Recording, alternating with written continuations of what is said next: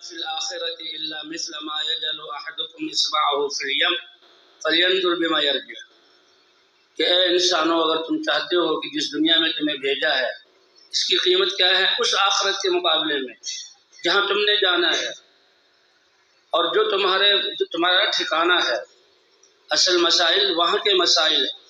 اگر اس کو سمجھنا چاہتے ہو تو یہ دیکھ لو، دریا اور سمندر کے کنارے تم میں سے کوئی ایک بیٹھ کر اس انگلی کو ڈبوئے اور تری جو لگ جائے اس انگلی کو، تری قطرہ نہیں، قطرہ تو اس کا نظر آتا ہے، تری جس سے گیلا پن ہو جاتا ہے، بتاؤ اس قطرے کی اس سمندر کے مقابلے میں کیا حیثیت ہے؟ اور حیثیت ہو سکتی ہے کیونکہ وہ بھی محدود ہے، اگرچہ ہمارے حساب اور عقل فیل ہو جائے، حیثیت ہے، لیکن اے میرے بندو، آخرت کے مقابلے میں تمہاری اس دنیا کی حیثیت اتنی بھی نہیں، کیونکہ آخرت کبھی ختم نہ ہونے والی ہے اور دنیا ختم ہو جانے والی ہے۔ یہ صلاحیتیں میں نے جو دی ہیں اس حقیر سی دنیا پر خرچ نہ کرنا، ان صلاحیتوں کو یہاں نہ لگانا۔ یہ دل جو اتنے پردوں میں نے پیدا کیا، اتنا قیمتی بنایا، اور یہ عقل اور سوچ کا جو مادہ دیا، اور یہ خوبصورت شکل تو عطا کی، اور یہ اعضاء عطا کیے۔ کہیں اللہ فرماتے ہیں وَلَقَدْ كَرَّمْنَا بَنِي آدم، کہ آدم کے بیٹوں انسانوں کو ہم نے کتنی عزت بخشی۔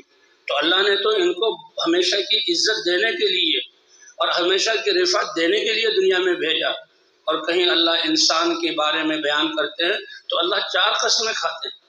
قسم ہے مجھے انجیر پھل کی، قسم ہے مجھے طور سینا یہ پہاڑ کی، اور قسم ہے مجھے زیتون پھل کی، اور اس مبارک اور امن والے شہر کی۔ اللہ قسمیں کھا کر اے انسان تمہیں تو میں نے سب سے خوبصورت شکل میں پیدا کیا۔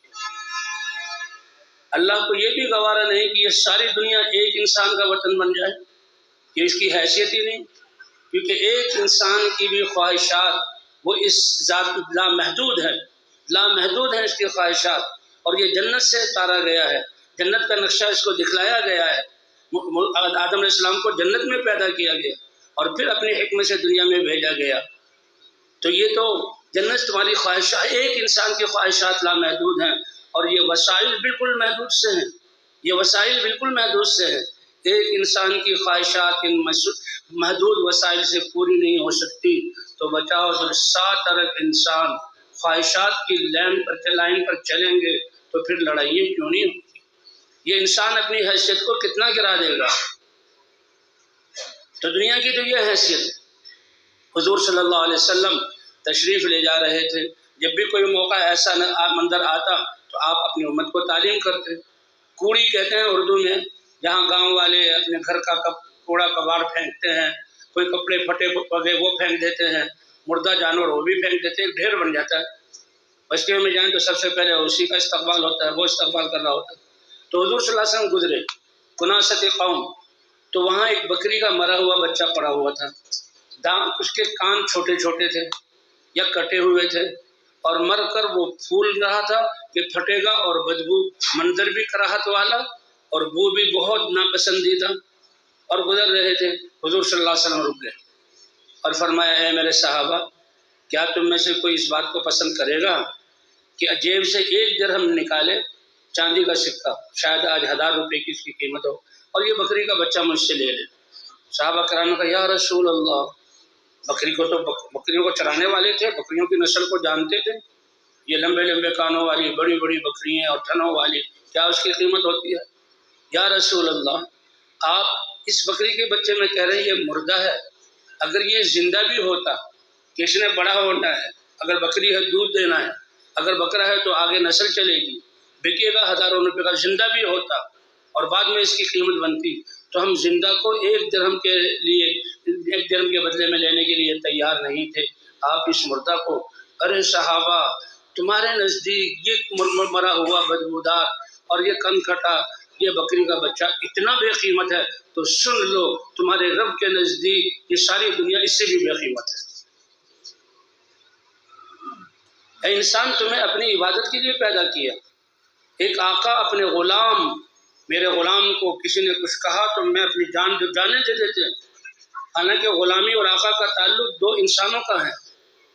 تو ہم تو اللہ کے بندے ہیں، جب اللہ نے فرمایا وما خلقت الجن والانس الا لیعبدون، میں نے اپنی عبادت کے لیے تمہیں پیدا کیا ہے، تم میرے بندے ہو، میری بات ماننے والے ہو، میں تمہارا خالق اور مالک ہوں۔ ما اريد منهم من رزق وما اريد ان يطعمون، میں تم سے روزی کمانا نہیں چاہتا، یہ نہیں کہ روزی کا ذمہ تمہارے کہ یہ کریں گے نہیں تو کیا ہوگا، یہ بالکل غلط ذہن ہے۔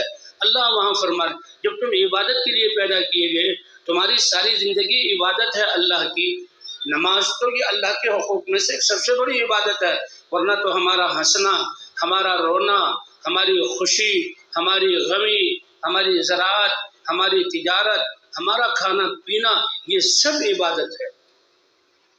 وقت بہت تھوڑا سا ملا ہے اور تیاری بہت زیادہ کبھی ختم نہ ہونے والی زندگی کی کرنی ہے، اور تیاری ان نعمتوں کو حاصل کرنے کے لیے کرنی ہے کہ جن ایک نعمت کے مقابلے میں دنیا کے خزانے جو ہیں وہ ردی کے برابر ہیں، اور ان تکلیفوں سے بچنے کے لیے کرنی ہے۔ دنیا میں تو ابھی بھائی ہمارے بتا رہے تھے کہ دنیا کی بھوک کا آخر کیا ہے کہ بھائی اب اس کنارے پر پہنچ گیا کہ اگر اس کے گلے میں یا گرفت کے ذریعے غذا نہ ڈالی جائے مر گئے، موت۔ پیاس میں اس حالت تک پہنچا کہ پانی نہ پلایا جائے تو موت۔ اب اس بھوک کتنے کھانوں سے دور ہوگی؟ اس کے سامنے 2 روٹیاں سالن لے آؤ، اس 2 روٹیوں سے اس کا پیٹ بھر جائے گا، اور اس سالن سے اس کا پیٹ بھر جائے گا۔ وہ بھوک کہ جس کا نتیجہ موت کی صورت میں ظاہر ہو، مرتے ہیں بہت سارے لوگ، جس کا نتیجہ اس صورت میں ظاہر ہو کہ 2 روٹیوں سے وہ بھوک دور ہو جائے، اس کے لیے ہم اتنی کوشش کر رہے ہیں کہ قیامت میں اللہ ہم سب کو بچائے۔ اللہ کی نافرمانی کی بھوک جب آئے گی جہنمی پر، ساری دنیا کے خزانے کھا جائے تب بھی اس کا پیٹ نہیں بھرے گا۔ اس سے بچنا اور بچانے کے لیے اللہ نے ہمیں بھیجا، ہمیں ایسے ہی ایمان دے دیا، ایسے ہی ہمیں کلمہ مل گیا، ایسے ہی ہم تبلیغ والے کہلانے لگ گئے، ایسے ہی اللہ نے اپنے گھر میں آنے کی توفیق دے دی۔ اللہ ہمیں سمجھ عطا فرما دے کہ ہمیں کس مقصد کے لیے دنیا میں بھیجا گیا۔ ہم ویسے ہی الجھ پڑے آپس میں، کیا مسائل ہیں اس دنیا کی۔ پیاس، بھائی بتا رہے تھے کہ پیاس مرنے لگا، اس کو پانی لا دو، اس کو پانی ڈالا، 2 گلاس پیے گا، 3 یا 1 جگ پی لے گا، پیاس بجھ گئی۔ اور قیامت کی پیاس وہ ہوگی، سمندر بھی پی لے تو پیاس نہیں بجھے گی۔ اس کا کیا علاج کیا آپ نے؟ اور کنتم خیر امۃ اخرجت للناس، کیا اعزاز ہے، یہ کسی بادشاہ کی طرف سے دیا ہوا پیغام ہے کہ جو قبروں میں چلا گیا اب اس کو کوئی جانتا بھی نہیں، یا کسی فلسفی کا کہ جس کے نظریے کو بعد والے لوگ جھٹلاتے رہے، یا کسی سائنسدان کا کہ اب اس کا کوئی تذکرہ بھی نہیں، اس کا اپنا پیشاب پخانہ اس کے ہاتھ میں نہیں، اس کے اپنے سانس اپنے ہاتھ میں نہیں۔ یہ قائم چلانے والا نظام چلانے والی ذات کون سی ہے؟ اللہ کی ہے۔ اللہ کی طرف سے ہمیں خیر امت کہا گیا، تم بہترین امت ہو، اس لیے کہ سارے انسانوں کے نفع رسانی کے لیے نکالے گئے ہو۔ اس لیے حضرت محمد صلی اللہ علیہ وسلم نے فرمایا انا حظکم من النبیین، فخر اور ناز کرو اپنے نصیبے پر کہ اللہ نے تمہیں اس 15ویں صدی میں، کہ میں تو اب اپنی طرف سے کہہ رہا ہوں، 15ویں صدی میں مسلمان بنا کر حضور کی امت میں ہونے کا شرف بخشا ہے۔ تمہارے نبی کو 1400-1500 سال اللہ کے ہاں چلے گئے اور تم آج ان کے کلمہ پڑھنے والے ہو، اور تم آج اس کی، اور اللہ کے نزدیک تم خیر امت ہو، اگر جو شرط لگائی اس شرط پر تم چلنے والے ہو۔ کیا اعزاز اللہ نے دیا، کیا اللہ نے اکرام ہمیں دیا ہے، اور کتنے بڑے مقصد کے لیے۔ صرف انسان ہونے کے ناطے سے اللہ کی عبادت، کہ اللہ تیری عبادت کا مقصد تو یہ، غلام اور آقا، غلام کو ضرورت پڑے اور آقا کو ضرورت پڑے، غلام سویا ہوا ہو تو کیا ہوگا؟ آقا نے اپنے کسی کام میں بھیجنا ہے، غلام اپنے گھر گیا ہوا تو کیا ہوگا؟ اور غلام جو ہے فضولیات میں لگا ہوا تو کیا ہوگا؟ حالانکہ وہ اس کا خالق نہیں ہے، اور اللہ نے اپنی عبادت کے لیے پیدا کیا، اور ہر سانس ہمارا اللہ کی عبادت۔ وما خلقت الجن والانس الا لیعبدون، کتنی بڑی عزت کا اور شرف کا مقام ہے۔ تو انسان ہونے کے اعتبار سے اللہ کی عبادت، اور اللہ کی عبادت میں لگیں گے۔ اللہ رزق کا کیا ہوگا؟ کہ میں 7 آسمان اور زمینوں کو پیدا کرتا ہوا اور ان سارے نظاموں کو چلاتا ہوا تھکا نہیں ہوں، تم 7 ارب انسانوں کے لیے 2 روٹی، ہر ایک کے لیے 2 روٹی کا انتظام کروں، میں تھک جاؤں گا؟ پر دھوکہ یہاں لگا ہے کہ اللہ نے اختیار دے دیا۔ یا ایھا الانسان ما غرک بربک الکریم، اس کریم رب سے تمہیں کس نے دھوکے میں ڈال دیا؟ ایمان والے تھوڑے دھوکے میں، اور کافر تو بالکل نابینا اور اندھے ہیں، اور ان کو اس اندھے پن سے نکالنا ان بیناؤں کا حق ہے، بیناؤں کی ذمہ داری ہے۔ کس چیز نے تمہیں دھوکے میں ڈال دیا؟ عدم سے کیا وجود عطا فرمایا؟ 3 اندھیروں میں کیا صلاحیتیں دی؟ جن ماں باپ کا بچہ اندھا ہے، وہ بہت خوبصورت ہے اور اس کی آنکھیں نہیں ہیں، وہ ساری دنیا زندگی دینے کے لیے تیار ہے، کوئی آنکھیں دے دے، کوئی آنکھیں دے نہیں سکتا۔ اللہ کا شکر ہے اس تبلیغ کی برکت سے اللہ کے راستے میں اتنا واضح راستہ، اتنا روشن راستہ، اتنا نفع والا راستہ اندھوں کو بھی نظر آیا کہ یہ راستہ فائدہ دینے والا ہے، نکل رہے ہیں اللہ کے راستے۔ ایک تھائی لینڈ کے ایک مولوی صاحب تبلیغی گھرانے سے بہت خوبصورت تھے، نابینا، تھوڑا سا بچپن میں تھوڑی نظر تھی، وہ ختم ہو گئی، ان کو یاد نہیں کہ میرا بچپن کیسا، لیکن تبلیغی گھرانے سے تھے، ماں باپ تبلیغ میں ہونے کا بھی بچے کو عالم بنایا جائے۔ اللہ کا شکر کہ ساؤتھ افریقہ میں ایسا مدرسہ جہاں نابینا بچوں کو قرآن پاک پڑھایا بھی جاتا تھا، یاد بھی کرایا جاتا تھا، تجوید بھی پڑھائی جاتی تھی، اور پھر سیاہ ستہ علم بھی پورا وہاں عالم بن کر نکلے۔ اب جب عالم بن کے نکلے تو بھائی سال لگانا ہے، تو وہ بالکل ذرہ برابر ہچکچاہٹ اس میں نہیں تھی کہ میں سال کیوں لگاؤں، جیسے آج ہمیں اشکالات ہوتے ہیں، وہ سال کے لیے آئے اور راوین میں سال لگایا۔ کیا خوبصورت شکل تھی، کیا خوبصورت آواز تھی، کیا خوبصورت کے پاس علم تھا، چل رہا ہے خوشی سے۔ حالانکہ اندھے کو کتنی ٹھوکریں اور کتنی دفعہ وہ چاہتا ہے میں جاؤں، کوئی ہاتھ پکڑنے والا نہیں، کتنی جگہ ان کے خواہشات ٹوٹتی ہیں۔ اللہ نے تو ہمیں آنکھیں بھی دی، اللہ نے ہمیں کان بھی دیے، اللہ نے ہمیں اپنے معافی ضمیر کو ادا کرنے کا بول کر بلا سکتے ہیں، یہ ساری نعمتیں دی۔ وہ خوش تھا۔ کسی نے یہ پوچھ لیا تمہاری زندگی کی آخری جو سب سے بڑی خواہش کیا ہے؟ اس نے کہا نہیں، اللہ کے بہت زیادہ نعمتیں، بہت اللہ کا شکر ادا کرتا ہوں، شکایت کوئی نہیں، لیکن دل میں ایک تیز سی اٹھتی ہے کہ بس اتنی دیر کے لیے میری آنکھوں میں روشنی آ جائے کہ جس ماں نے مجھے پالا ہے اس کے چہرے کو دیکھ سکوں۔ رات کے اندھیرے میں جب بتی چلی جائے نا، اندھیرا ہو اور اندھیرا کچھ دیر رہے، ہم ان روشنیوں کے اتنے عادی ہو گئے کہ بچے رونے لگیں گے، بڑے ڈر جائیں گے، کچھ ہوا باہر ہو جائے ڈر جائیں گے۔ اللہ نے یہ آنکھیں دی، چیزیں دیکھتے ہیں، رنگ دیکھتے ہیں، فاصلہ دیکھتے ہیں، اور چہروں کی خوبصورتی کو جانتے ہیں، باپ کے باپ ہونے کو پہچانتے ہیں۔ ان مناظر اور پہاڑوں سے ہمارے دلوں میں خوشیوں کی لہریں اڑتی ہیں۔ ایک ایک نعمت میں کروڑوں نعمتیں اللہ نے چھپائی ہوئی ہیں، اور یہ اللہ نے بغیر مانگے دی۔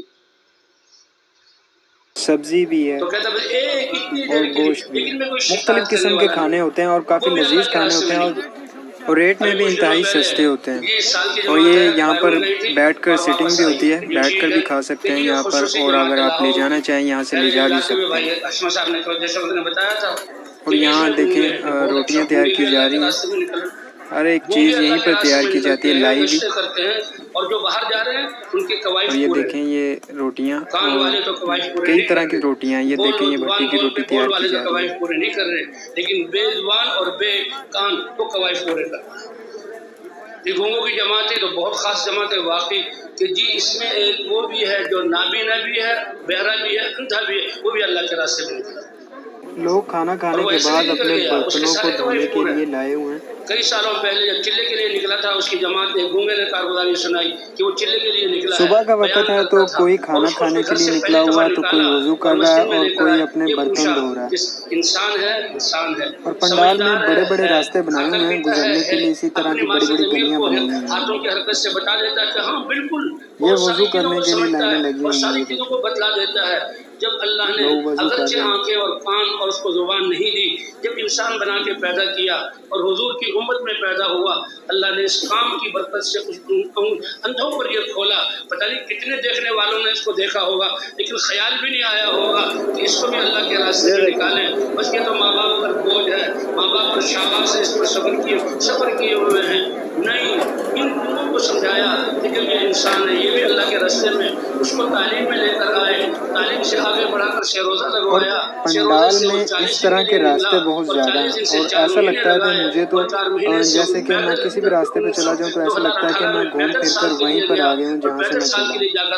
ایک تو پنڈال ہے بہت بڑا اور اسی طرح سے پردے لگے ہوئے ہیں اور اسی طرح سے باس لگے ہوئے ہیں اور اسی طرح سے جماعتیں بیٹھی ہوئی ہیں. زبان اور کان اور یہ آنکھوں دیکھیں کے ہونے کی شکایت کا اوپر سے شائبہ بھی بھی اس برابر پر نہیں دکھائی تھا، دیتا ہے بلکہ اور خوش یہاں تھا پر کہ اللہ الگ نے الگ مجھے اسی طرح حضور کے کی وضو مدد عطا فرمائی. کی